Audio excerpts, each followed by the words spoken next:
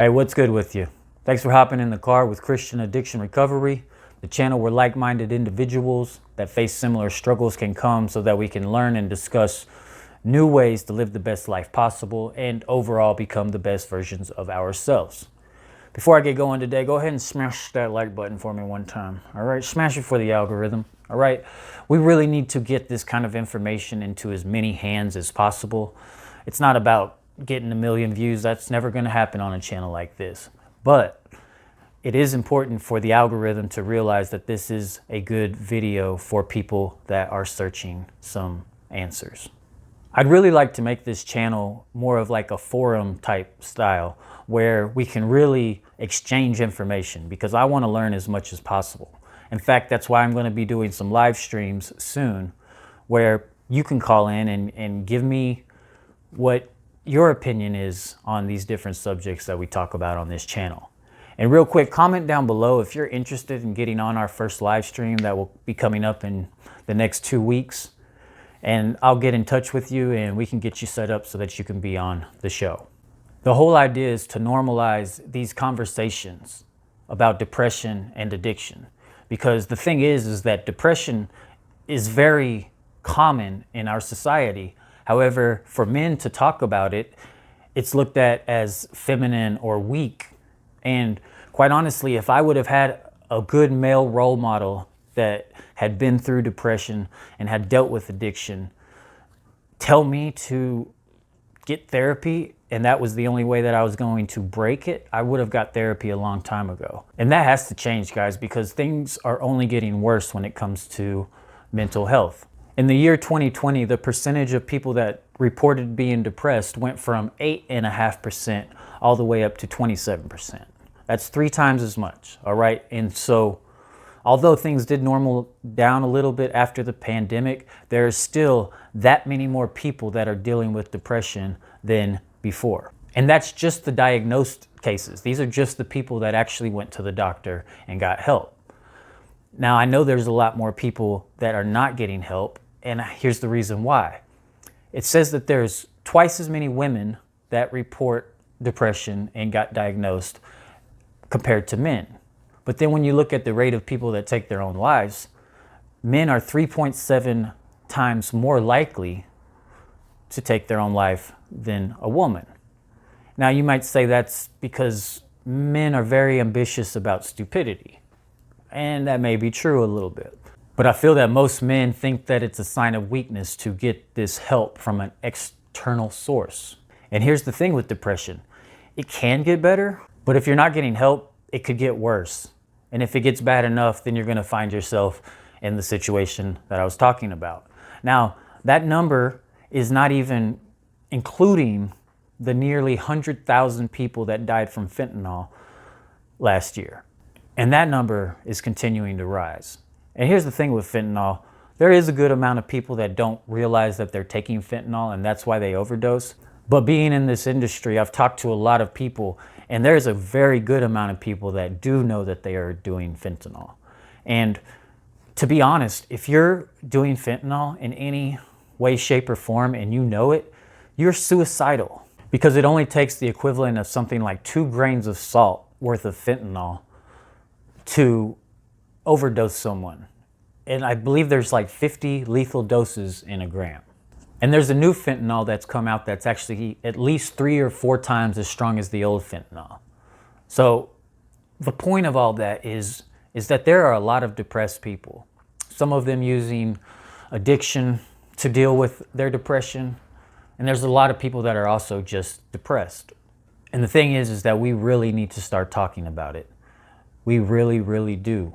Because when you actually get help, it's something like 90% of people that have dealt with depression report a much better life after getting some help. But our enemy does not want us getting help. And I believe wholeheartedly that's why he has infiltrated almost every single religion and kind of separated mental health from being a Christian. Because I think if you are a Christian and you have good mental health and you are right in your relationship with God, well, you look at the Bible and you see what's possible with those type of men. And he's made people that really pursue mental health to look at Christianity as a sort of weakness And he's also really convinced Christians that getting good mental health is sort of a weakness by not trusting God. But take it from a Christian that has found good mental health. My life is more content than I ever could have imagined. Because once you've known the darkness that you could be sitting in, the light gets so much brighter. And that also goes for the light inside of you. When you push through, you are making your spirit strong. You are growing it. And when you push through that darkness, the light inside of you is going to be a raging flame one day. So it may be hard to get out of that depressed state when you're stuck in the muck, as I like to say. But I'm telling you, the life that is waiting for you on the other side of this depression is even better than your life before the depression. And depending on how long you've been in this depressed state, there's a very good chance that you're going to need some pharmaceutical help. And that's why I really suggest going to a clinic of some sort to help them get your chemicals balanced out in your brain. For instance, with me, I had done these substances so long that when I actually did go to rehabilitation and did get this help, I needed to be on some medicines for a while to help balance out my chemicals. And I was at a 6-week program, and in about 4 weeks in, I went to my doctor at the facility and I said, hey, I'd like to try to get off of these medicines that you've had me on. But they told me, no, you need to stay on these medicines for at least a year. And the reason why is because I had ingrained those bad patterns that attach to all that negative emotion in my subconscious and in my conscious. It's really important when transferring from a life of depression to a life of recovery that you create new neural pathways attached to positive emotion, and then you repeat those and get them ingrained into your conscious and then into your subconscious, so that it's like now I'm so used to doing all of these good things in my life that if I miss, say, yoga, or I miss riding the bike or any of those things, I feel a little off because my brain has been reprogrammed to enjoy the good things in life. But as I said, our brains are addictive by nature. So they're gonna chase that dopamine and they're gonna chase that serotonin.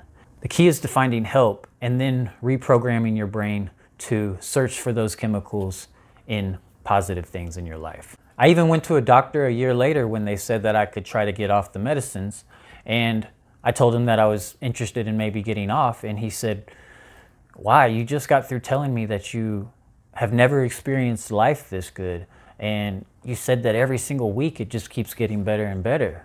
And he looked at the medicine list and he said, there's nothing on here that is harmful, there's nothing that is mind altering. So if you're in the best life that you've ever had, then don't change anything. And I'll tell you, the medicines can help get you to where you're not feeling sick anymore, and they can help get you balanced out. But it's really the practices that we talk about on this channel that are going to transform your life into what I talk about. That's just something so amazing. It's going to take you practicing mindfulness, meditation, gratitude, exercising, maybe throw yoga in there, eating healthy, okay? You can have a life without all of those things. But if you're trying to be the best version of yourself and to really receive everything God has in store for you, and that's what this channel is for. It's to teach you the work that you need to do to transform your entire existence. And make no mistake, it is work, okay? This is for the people that want to level up. This is for people that want to be their best. And if you're at the place where you're like, my best, I'd like to just not feel like crap. Well, then get help, okay?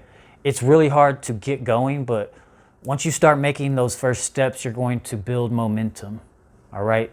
And that momentum can take you all the way to the promised land. So join me on my journey. It has taken me from the depths of hell to the highest heights. I know that if I can do it, you can do it. Hey, thanks for checking out this video and stay until the end. If you're still here, go ahead and take a minute and comment below and say, I stayed all the way till the end. That way I know you're cool, all right? And then also subscribe. If you haven't done that yet, click that button. Because like I said, everything we talk on this channel is all about transforming your life. We're not gonna be reading the news or anything like that. This is all to benefit you to become your best self. All right, I hope this helps. We really need to start normalizing this type of conversation. It needs to be out there. It's going to save people's lives. All right, I'll see you next time. Peace.